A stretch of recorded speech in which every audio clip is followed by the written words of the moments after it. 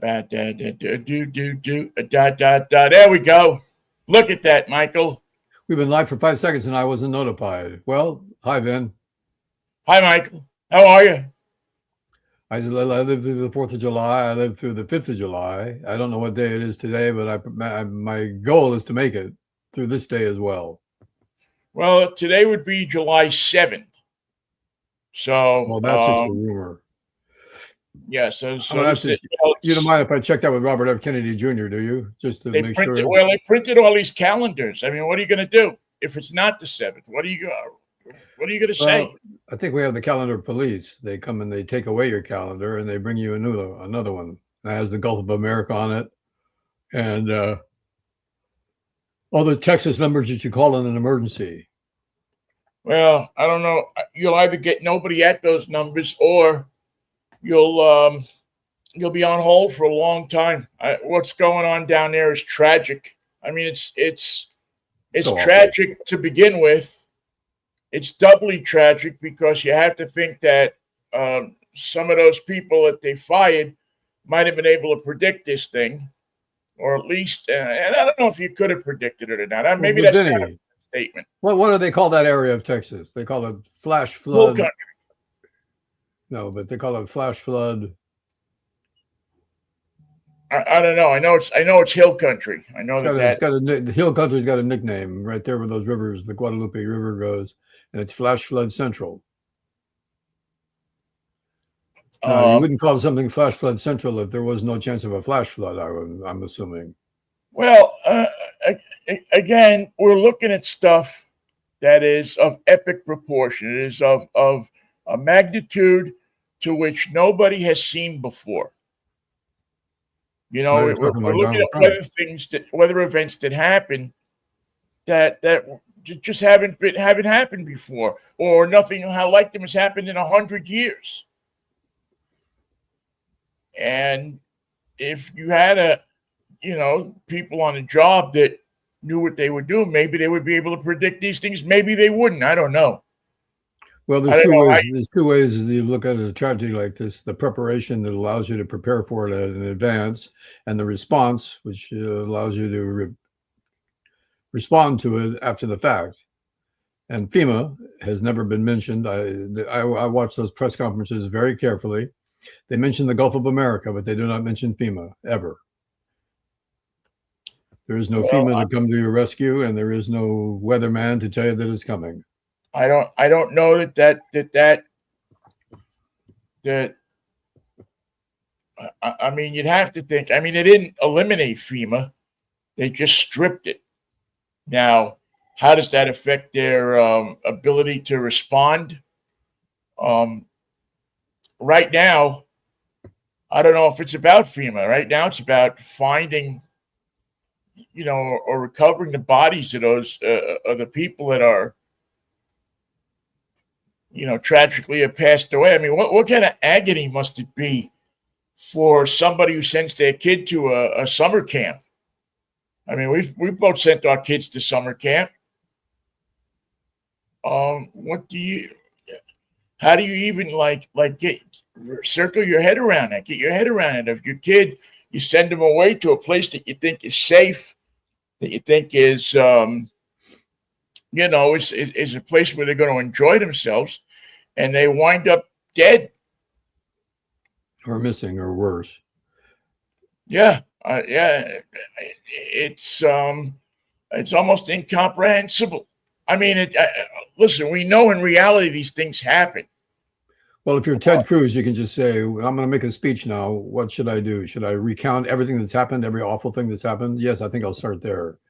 You sent your daughter away. The worst thing that possible could happen. Then he categorizes all the terrible things that could happen. Then he itemizes all the terrible things that did happen. It was one of the worst speeches I've ever seen. It was one of the most incomprehensibly insensitive and cruel speeches I've ever come across from an idiot senator, even in Texas. Well, I don't think he's known for his tact or his ability to console people at a time. That face has never consoled anyone. Yeah, I mean, this is a guy that when the crap was hitting the fan, in Texas a few years ago. Got on the first plane to Cancun. Blamed it He on said, his "No, I'm daughter. getting I didn't out of want to here." go. I didn't want to go. My daughters made me. Yeah. Yeah, my daughter felt that she was in so much need down in Cancun that she says, "Daddy, you got to get down here. There's heat and there's light and there's water." You can order food and they've delivered to your bedroom. Yeah, and they welcome you here. You can It's warm and it's nice. Daddy, come down here. Get Don't tell down them who here you fast. are. Yeah, get down here in a hurry. Just don't tell them who Down you here as are. quickly as your little legs as the little cart will carry your little legs His through the wee little little, airport. his wee little legs. Yeah, I can't imagine he's got like big muscular legs. I mean, he looks like a spindly leg guy to me. He looks like he's got a big body with two little legs coming out of the bottom. Kind Oh of a dear. Humpty Dumpty. I don't want to see that. Nah, you don't want to see it. But you can imagine it. How was Aaron's birthday? How was your 4th of July? Oh, it was great. It was quiet.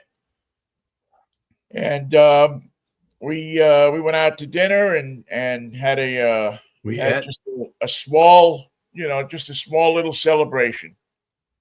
And it was made better, of course, by the Mets beating the Yankees 2 out of 3, and the Mariners are doing their thing this weekend on the Pirates, unfortunately. But one has the chance of going somewhere, and the other has the chance of going nowhere. Well, Cal Raleigh may put the team on his back for a while. Of course, he's been doing such a wonderful job. It's hard to ask more of him, but I'd say get a hit, Cal. Get a big hit.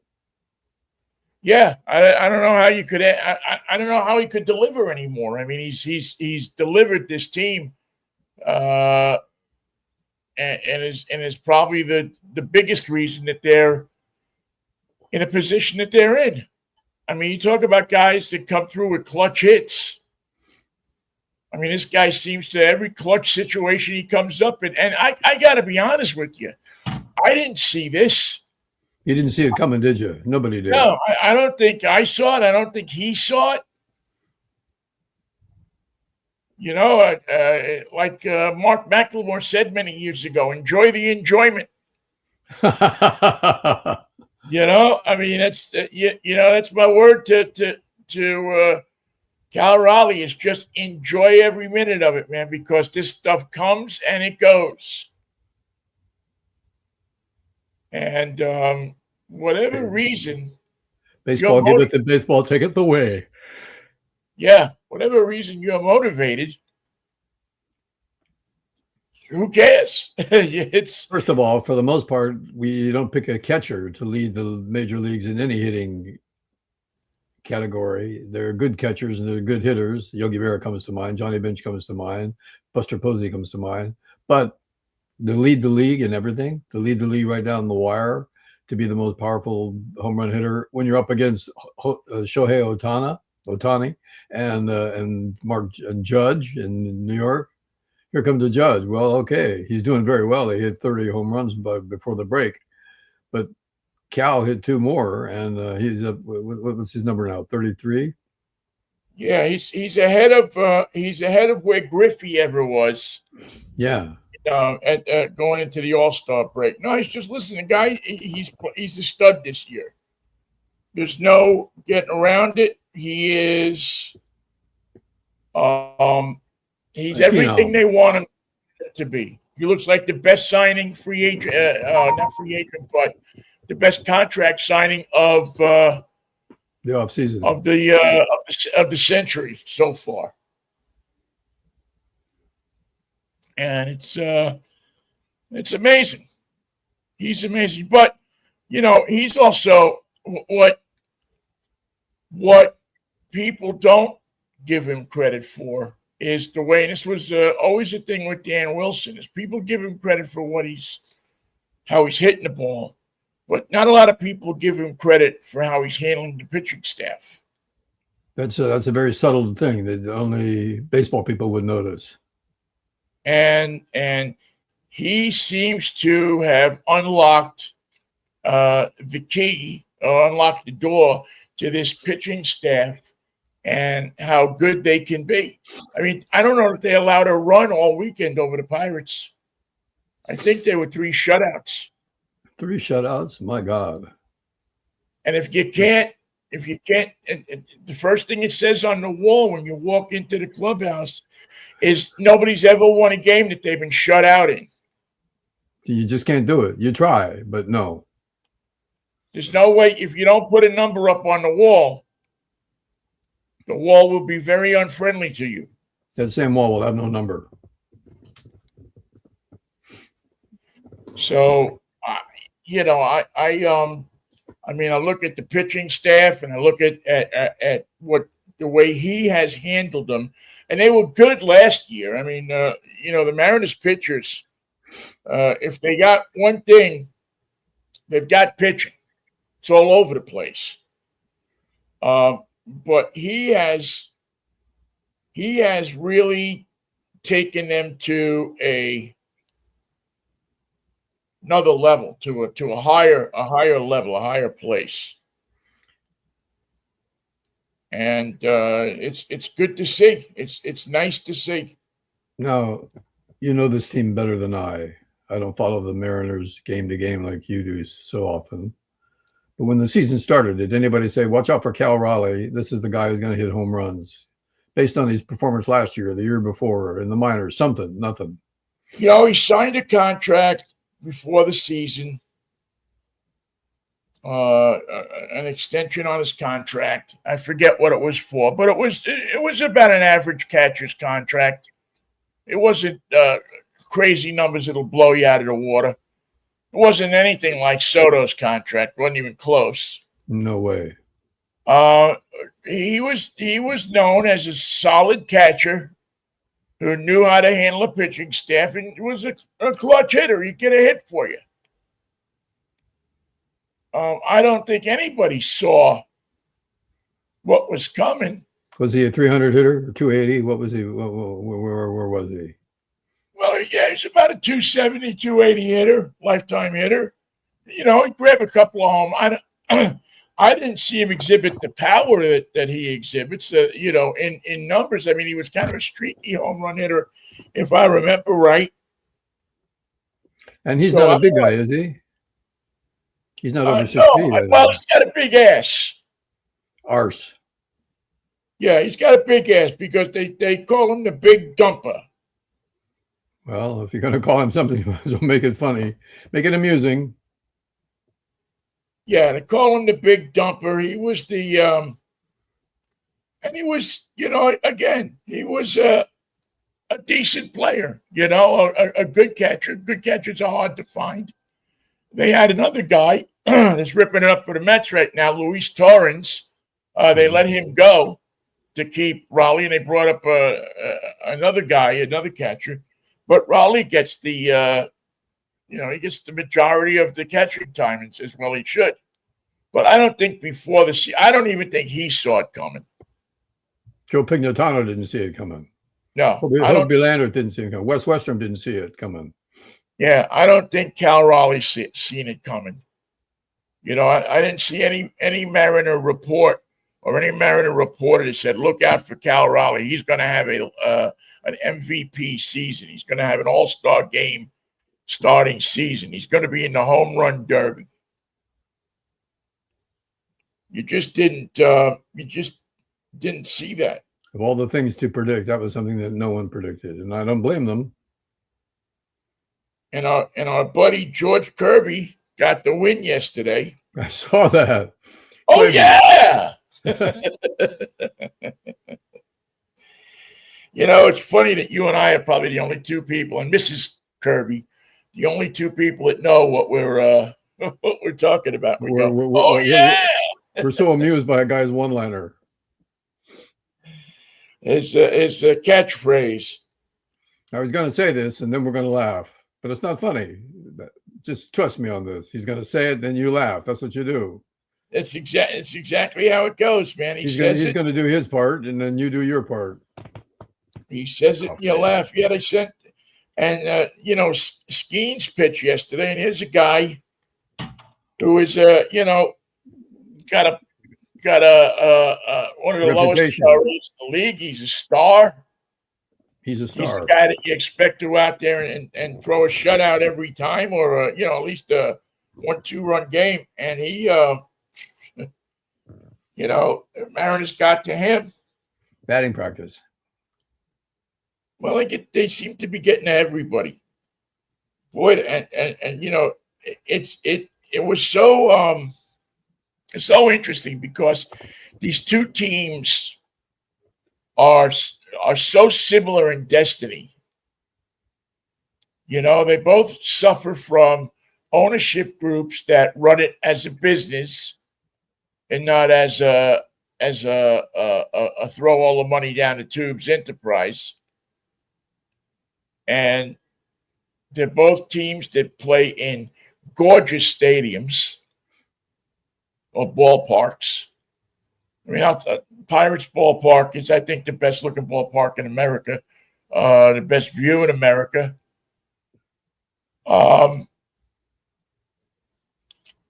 Their fortunes seem to be somewhat intertwined in that they go out and they get players, and the players don't perform for them.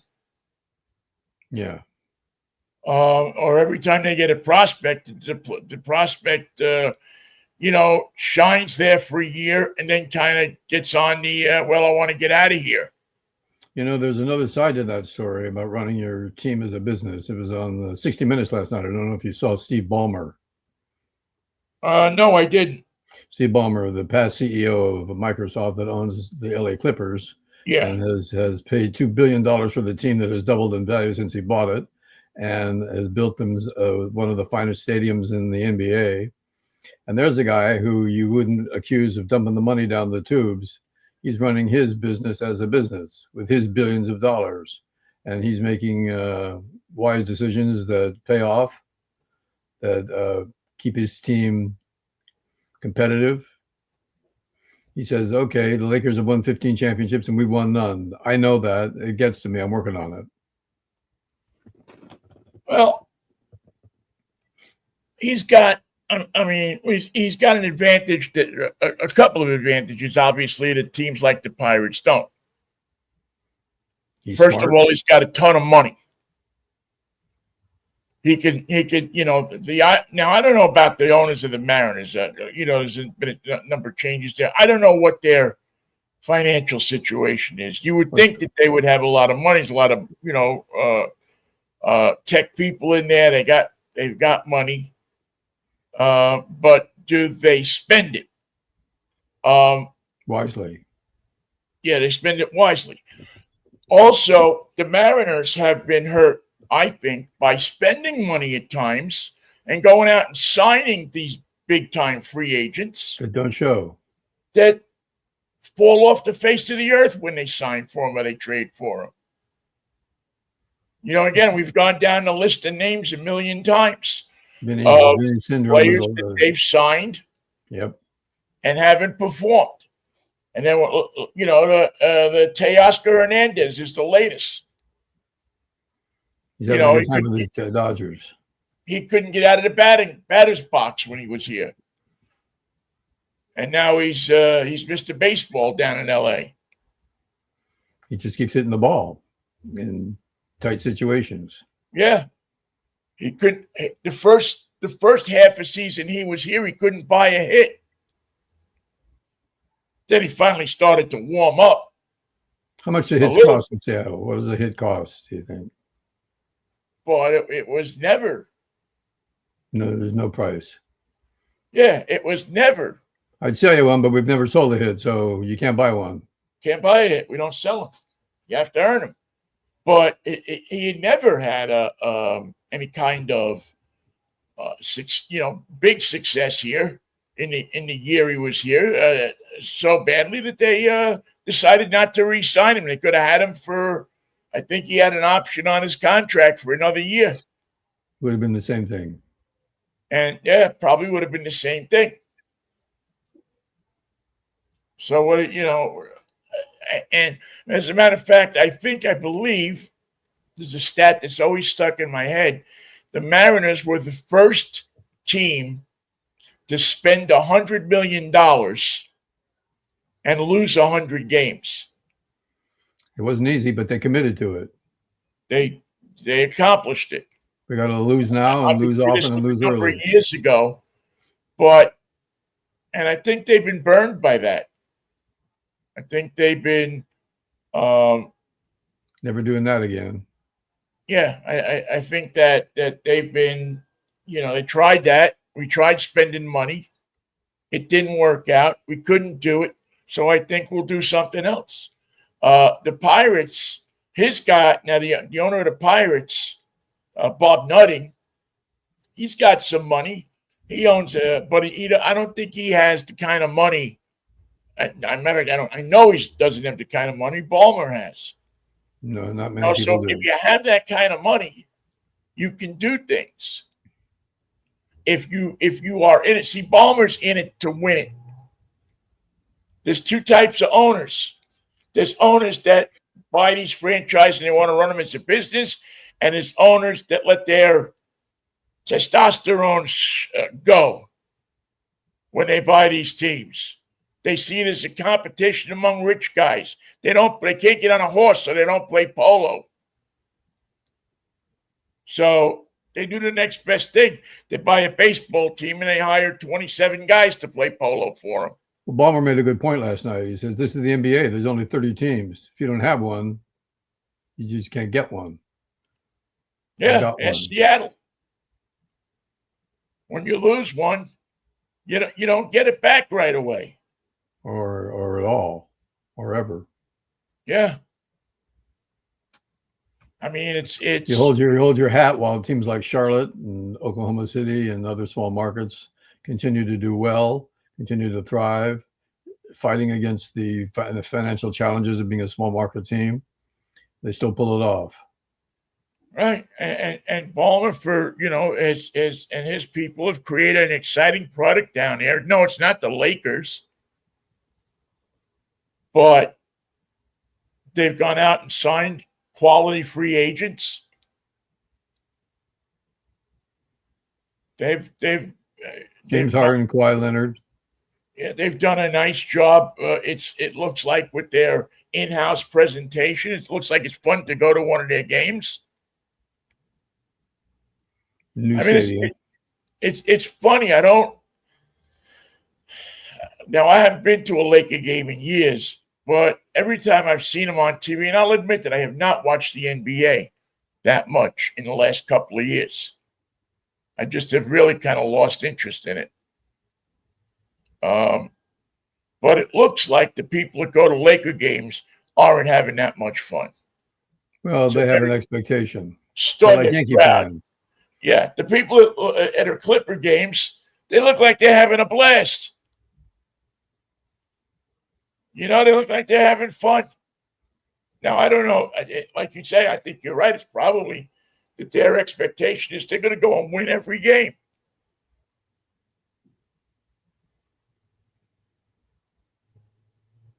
But it doesn't have,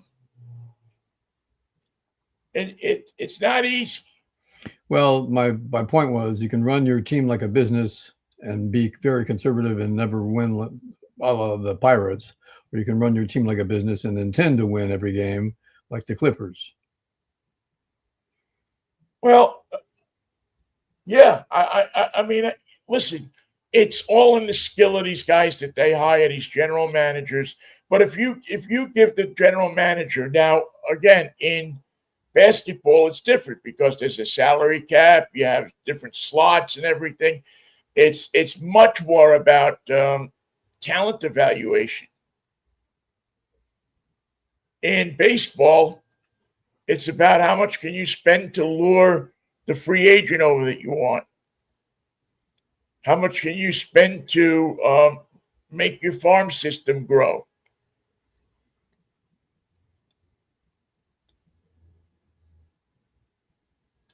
That's part of the expense of the game. Who's got the best farm system right now, in your estimation, just off the top of your head? I don't know, to be honest with you. Um, it seems, A lot of teams can't wait for the farm. They have to make a change in the front office and bring in the player now. yeah. Well, and also there's that rule in baseball that if you start them too early, they're free agent. When you promote them at a certain time, their free agent clock starts ticking, so you lose control over them earlier than you would. Uh, so I'm not 100% sure who has the best farm system. Um, yeah, I'm not sure who has the farm system. I'd be lying to you if I told you I thought it was X, Y, or Z. I haven't kept up on farm systems and just who's Well, I producing. think the competitive nature of the league is such that most teams cannot wait for 3 or 4 guys to develop in AAA or AA before they bring them up. They just can't wait. If they have a hole in the infield, they got to fill it. Yeah, it's again. I think a lot of it depends on, do you have a group of guys coming up together? Is there an impact player? Now, the Mariners seem to have had a great farm system for a while. You had Julio Rodriguez come up. Here's a guy that came up, had a great year, and now seems to have slipped back to being an average player at best.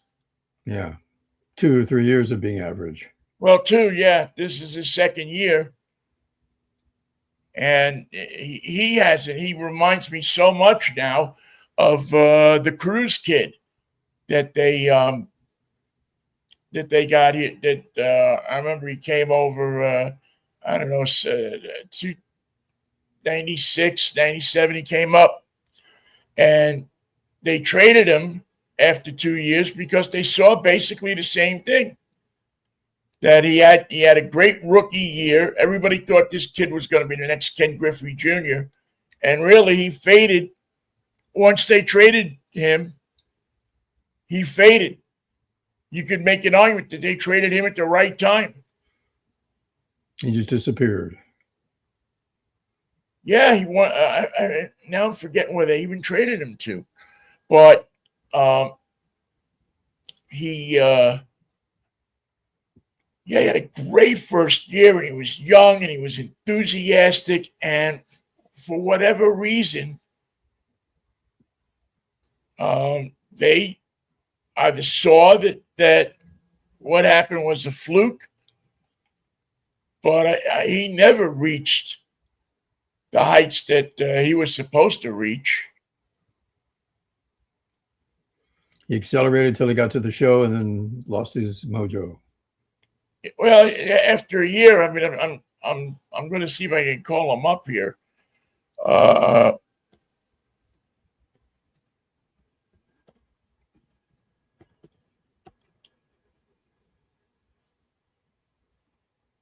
He was Jose Cruz, right?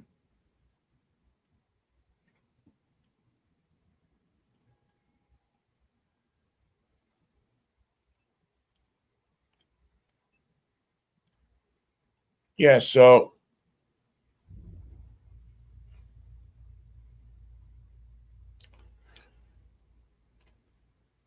yeah, he was boy, he was, I guess he was the baseball coach at Rice and got fired. Whoa.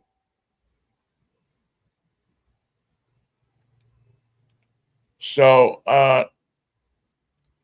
that kind of sucks for him. But I'm just trying. But again, that was a guy that had all the promise in the world. Everybody was talking about him. Everybody, looked at him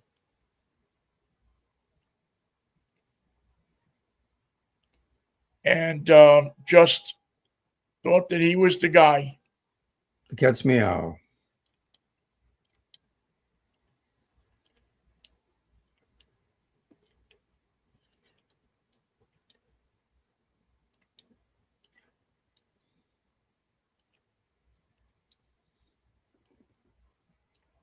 Yeah, I'm just looking for his Where'd he go? He's pulling out up of his ball. stats. Must be out of baseball now. Oh yeah, no, he's been out of baseball for a while. Yeah, they traded him to Toronto. That's right. It was Toronto when he was 23, 1997. He came up. He had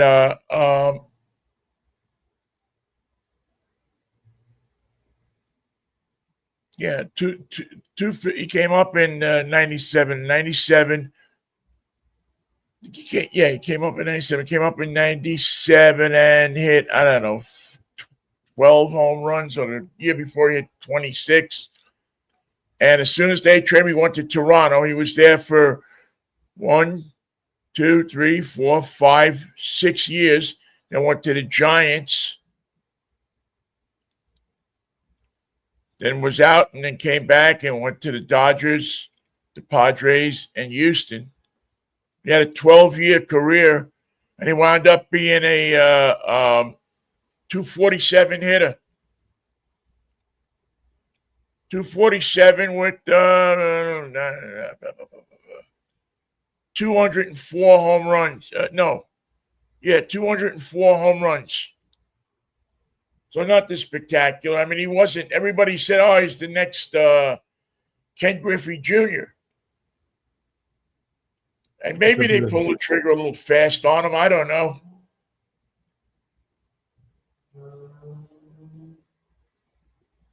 But he was, he was a guy that I don't think ever fulfilled his promise. And probably wouldn't have done so with the Mariners. Who knows? But it's not that way for this pitching staff right now. This pitching staff is fulfilling their promise. And they're not suffering all the injuries that so many teams are suffering in their pitching staffs. Just widespread pitching injuries over and over and over again every season. Well, I think there's pitching injuries every season, Michael. Yes, there are. Yeah, I think that's something that I don't know if it's that the pitchers don't throw enough pitches anymore. I mean, you talk to some people and they'll tell you that part of it is they're coddled so much. Is that they're not conditioned as they used to be. And when you cut it off at 100 pitches or 98 pitches a game, there's no pitcher that goes in there and pitches now, 150, 200 pitches like we saw when we were growing up. They don't do that anymore.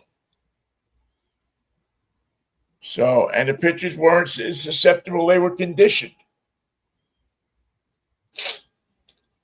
But, they pay these guys a lot more money, so they're afraid to hurt their arms. And they're trying to come up with a way to save the arm, use the arm, strengthen the arm without damaging the arm. It's not easy. Well, you're always, you're throwing an emotion. It's not natural to the arm. So you're going to get injuries. It's not a natural way to throw. The elbow, the shoulder, the rotator cuff, the scapula stabilizer, the whole machine. Yeah. I mean, you're going to get injuries. But again, every team has injuries. Every team has, has problems. But the Mariners staff seems to have stayed fairly injury-free. I mean, they still have the same, a lot of the same pitchers. Have they given Dan Wilson credit for managing his pitching staff? Well, I think I'd give probably the pitching coach, and I don't even remember his name now. It's not Wheeler. But I think you got to give a lot of credit to the pitching coach and their program. Pitching. Have anybody named Peanuts or Salty on the team? Say again? Did they have anybody named Peanuts or Salty coaching the team? No, they got some kids that can throw the ball. They got some kids that can hurl the ball up there. And in that respect, they're taking care of business. They got a good bullpen. Every once in a while they stumble, but every bullpen stumbles every once in a while. But they're that they're not the Mets at the moment, who are running every pitcher they possibly can find um, uh, through the system because they just, their pitching is hurt, We're trying to and fill up the ranks. their bullpen is horrible. I mean, they pitched Edwin Diaz like, I don't know, three games in a row. I think 3 games in a row they pitched their closer and pitched him for like a 6-out save or 8-out 6-out save, I think. Or But 5 he's out warmed up save. all the time. You can always call on him because he's already warm from yesterday. Well, yeah, he comes out of that bullpen snorting, man. I mean, that trumpet music goes. It's the greatest. It's the greatest entrance in sports right now. If you haven't seen it, you should check it out on YouTube. It's just he got I forget what song it is on the trumpet, but he's out there and he's ready, and yet the bullpen gate opens up and like a toreador, he comes out of the bullpen. Is it the Lonely Bull? Walks in. No, it's not. No, it's not the Lonely Bull, but it's pretty funny. It's something that wouldn't have happened in baseball 20 years ago. 20 years ago, he would have been a hitter and somebody would have beamed him. Yeah. That's not how you come in the game. But, today, you get a single and you do all the hand actions and all the dances and everything. It's baseball these days. It's a bit of a show. Yeah, but, at least the Mariners are making it interesting. I don't know what I mean. They're close to they're at the top of the division. They're battling out with the Astros. The hated Astros. Yeah, it's probably gonna go like that for a while. And maybe the Mariners will catch a break. Maybe they'll make a trade. We're coming into that time of the year. If you have something you can trade, you do a blockbuster. Yeah, it'd be nice to see him. But again, the Mariners got to find the right player. They don't have the luxury of not finding the right player. Now, what's happening with Devers? He's just like the rest of the team. He's not hitting. Yeah, I mean, he came over. He had one game where he hit the ball, and I haven't heard anything about him since. He's had a couple home runs, some RBI singles. And then, like the rest of the Giants, he just says, if it's 7-2 and they have the 7, do we win or do we lose? You lose. Oh, we've only got 2, and they got 7. That's enough to make you weep. Well, they're on the hook for a pretty big contract for him, huh? Long term, lifetime. Yeah, who's like Buster Posey's lifetime. Buster Posey's lifetime. Yeah, if he wants to continue his lifetime as the general manager of the Giants. It doesn't it just doesn't look nobody on the team is lighting up the play because they won last night 7-2, but you got to give it time, though. I mean, it's time to get accustomed, time for this, time for that. A lot of players don't walk in right away and contribute. Sometimes they got no place to live. They're closer in one town, their furniture's in another town, their car's in a third town. They don't know how to get to the ballpark. They need a keeper and a helper. Well, doesn't Buster help him out? Doesn't he go to the airport, pick him up, and I'm sure they did. Drive him to his apartment at the St. Francis? Make him as comfortable as possible? I told him I wanted to stay at the Fairmont. They gave me the St. Francis. They gave me the club rate. Well, it's rolling into the All-Star break. So you got to stop saying it's still early. Well, no, not until after the All-Star break. But I don't know. Is it early or is it not early? It's I think it's getting to be not early. I think we're right. We're looking not early in the face. I think you're right. The All-Star break is a place where it's not early. I think they should give them another day off on the All-Star break. Just have an extra day in there. No baseball. Just give the players an extra day off. Yes.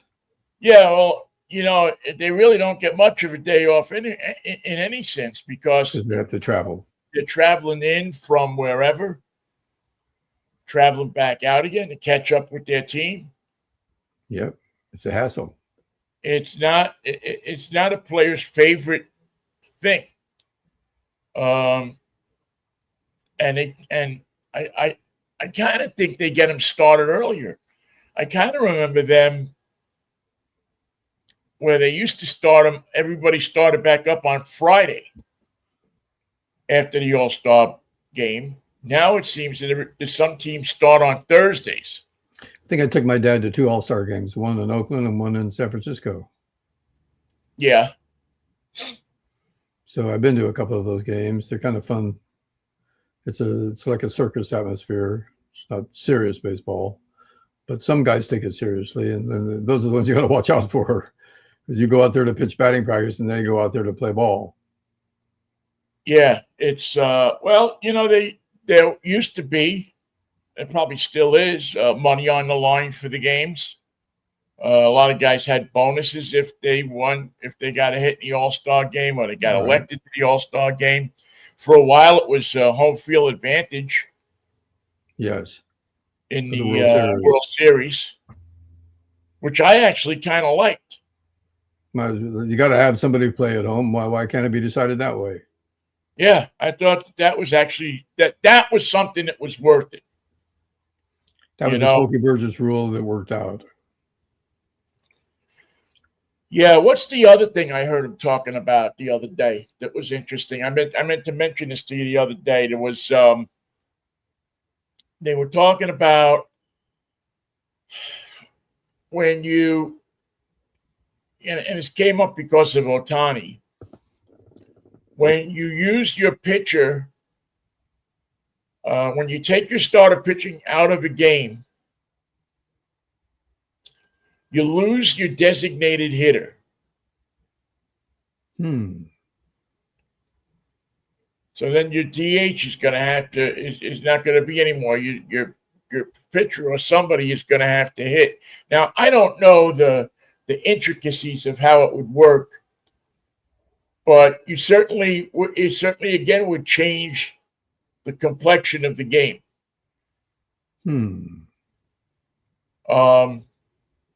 No, how do they set? Where does that person bat?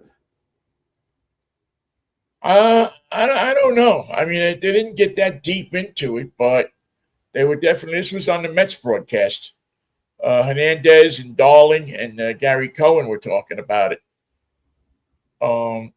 Because guys can go in, they with the DH they keep the same hitter, but they change, pitchers all the time. Well, and that new rule that they had that they got to stay in a certain amount of time hasn't really worked. No. So they're trying to come up, or they were in the booth trying to come up with some kind of workaround that would work to make pitchers, to make managers leave starting pitchers in longer.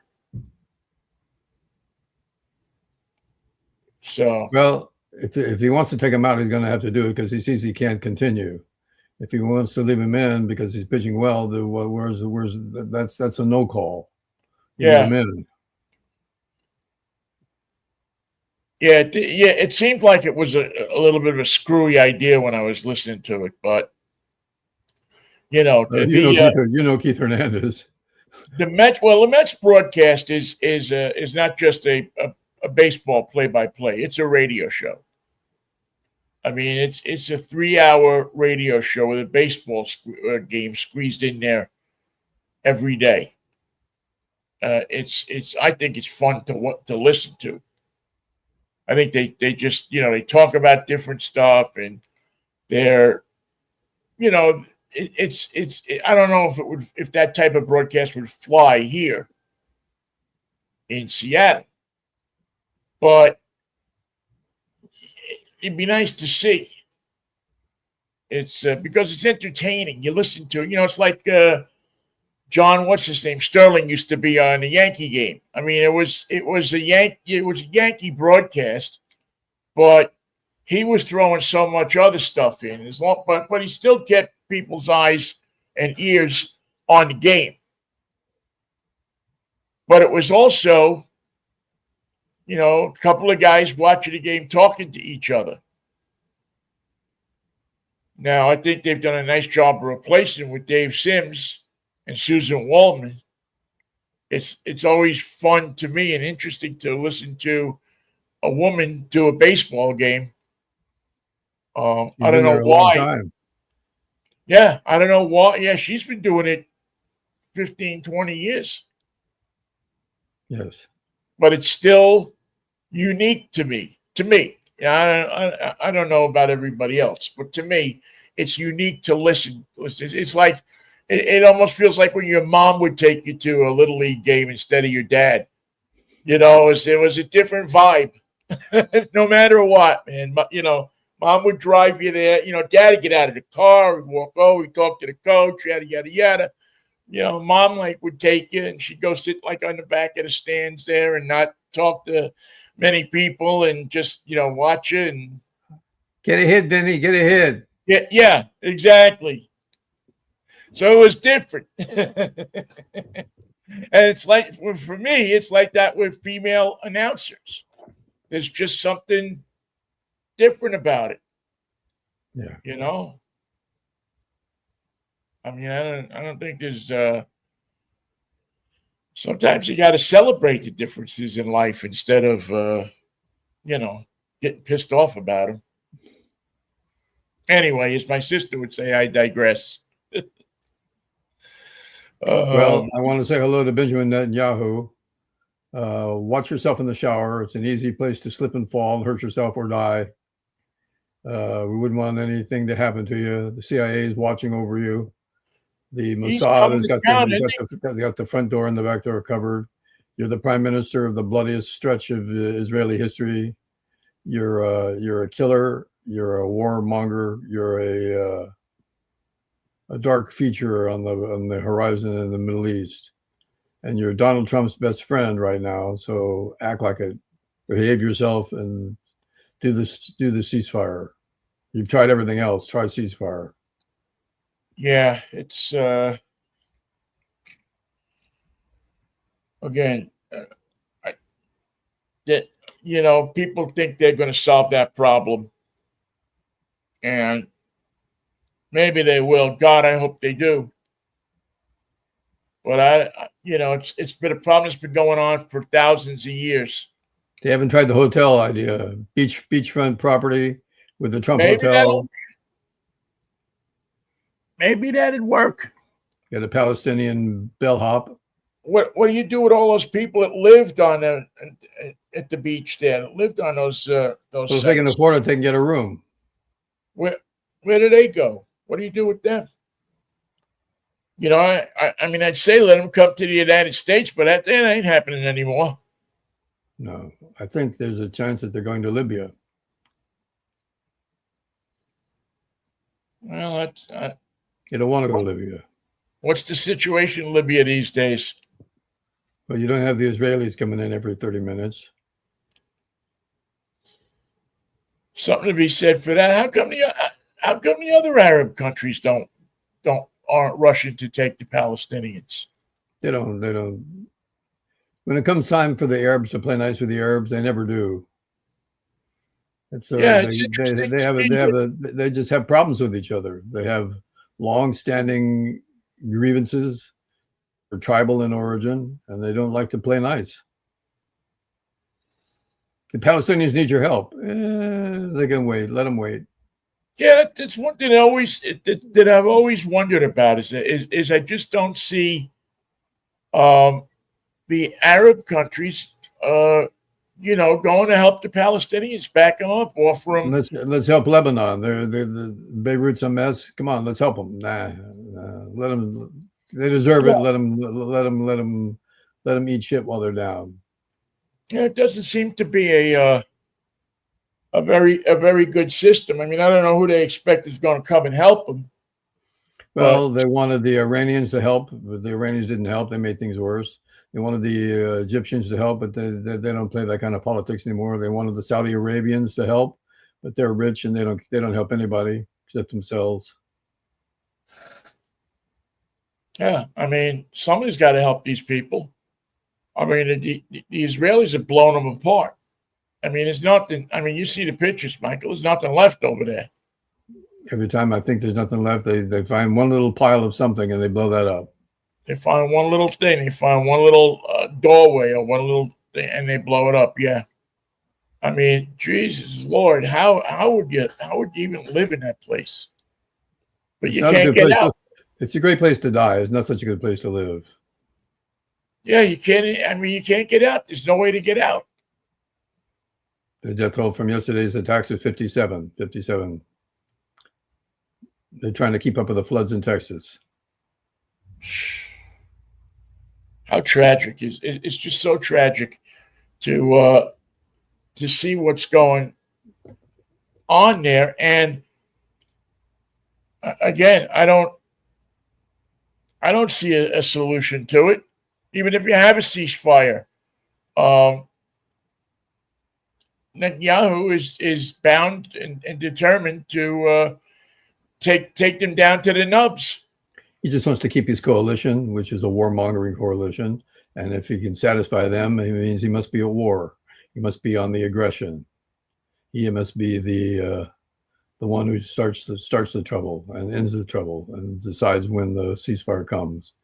And he's going to make a speech today. Who knows what he's going to say when he and Trump get together. But Trump is looking for a ceasefire and a solution. And as you say, Vinnie, what are the chances of a solution coming in this situation? What else have they resolved? Has he gotten a solution? I mean, let's give him credit for trying, I guess. If there's one thing that I've heard out of Trump's mouth that has been good, it's that I don't like war. I don't want to go to war. Well, he doesn't seem to be ready to rush into war there, although he certainly backed Israel and almost got us or the Iranian situation. Oh, we obliterated them. Yeah, we seem to do that to people. But I don't know. Did we obliterate them? I mean, I've seen reports that say that their nuclear thing isn't so obliterated. Exactly. They built it in a way that you can't obliterate it. And we knew that before we said we obliterated it. We dropped a bomb, but that's not the end of it. And first of all, they had all this enriched uranium, and we never knew where it was, and we still don't.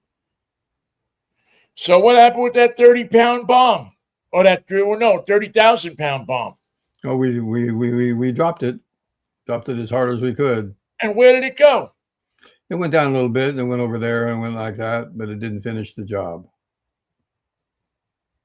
So we spent all that money on that 30,000-pound bomb, and it didn't do anything? Well, we can make another one that won't do it the same way. If you like that, they got another couple bombs just like them that won't do it either. How many of those bombs do we have? I mean, do we have enough? Do you have to have two planes to lift them up in the sky, or do they fit on the bottom of one plane? B-2, I think it fits on the bottom. Sort of flies. You got to keep your nose up.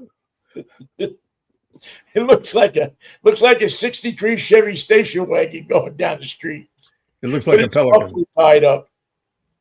By the way, Alcatraz alligator is just two animals. Alcatraz is a pelican. Alligator, is a lizard, big lizard. I don't know why Gavin Newsom isn't suing him for trademark infringement. Do we own the rights to Alcatraz? We don't, but I'm sure that California does, or I would think they do. But maybe it's the federal government. Maybe he's got a right to switch the name to Alligator Alcatraz. Sounds so mature, doesn't it? Yeah, but when you translate it, it's just pelican lizard, pelican lizard. Put him in the pelican lizard. Put him in the lizard part or the pelican part. Well, start him in the pelican, but if he gets stuck with you, put him on the lizard part. In the lizard part, they got that stomach acid that melts things.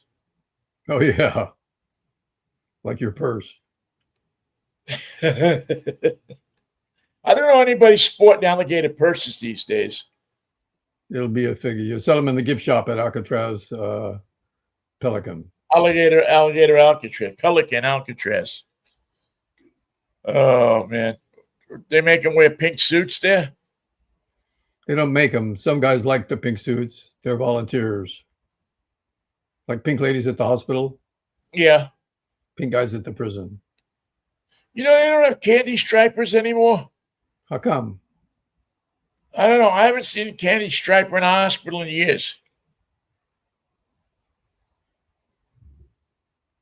I can't tell you why. Yeah, Does I that have don't anything know. to do with Bibi Netanyahu? It could have something to do with him. Don't tell me he's hoarding the candy stripers. I think he's got them in. He releases a candy striper with every hostage. Yeah, I don't know about that. All right. Well, listen, that's Okay, I think that's a wrap for a Monday. It's a Monday. It's a morose Monday. we're careening toward the All-Star break. Careen, Where's the All-Star game being played this year? at Atlanta. Well, they better watch out for the weather. The weather's not being very cooperative. No, it's not. Well, I mean, it's a week from now, so a week and a day from now. So hopefully things will clear up by then. Yes. It'll be a beautiful night for an All-Star game. As I guess it's on Fox. They seem to have everything baseball these days. So it'll be. I think the Phillies and the Giants are on tonight. I think the Phillies and the Giants are on tonight on MLB. Yeah, I think. Yeah, I know the Mariners are off tonight. I think the Mets are off too. You know who's on more than any other team? It seems to me the Athletics. They're on television so much this year. Yeah, I wonder what the deal is there because I didn't think they'd be on for, much. Well, you look at the television listings, you say, oh, we're playing the A's. That's great. We'll beat them. They're not that easy to beat. No, they're kind of hard to beat.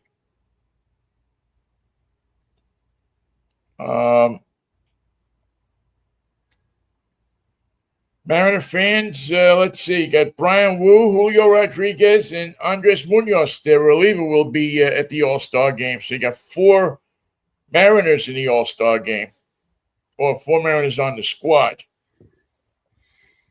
I think there's only 2 Giants on the squad. They're both pitchers, Robbie Ray and Rodriguez. And Robbie Ray isn't injured? No, he's having a great year. Good. Good. I'm glad he is because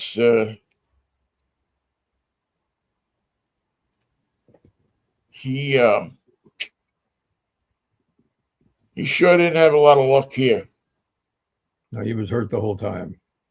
Yeah, I thought he was one of those. I mean, that was going to be part of a super pitching staff that they were putting together, and it never happened. As it never happened for a number of guys. Shall I see you for a wacky Wednesday? Let's get together for Wednesday and see what's happening. Maybe we can annoy some people by then. Join us for Wednesday, 10:10. If we annoy you, our job is complete. Our work is done. And we'll join you if the Lord is willing and the creek don't rise. And to our friends in Texas, boy, we really sorry the creek is rising on you so much. But Unbelievable.